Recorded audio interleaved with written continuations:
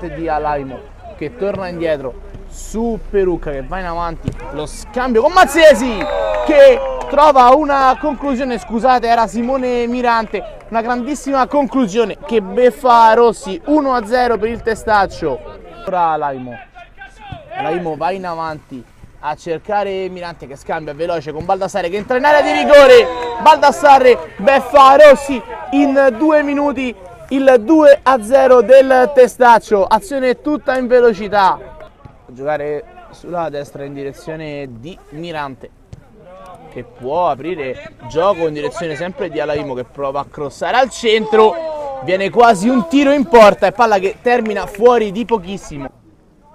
Ancora recuperato il pallone da Mirante che entra in area di rigore, Mirante fa 6-0 sfruttando l'errore difensivo del COD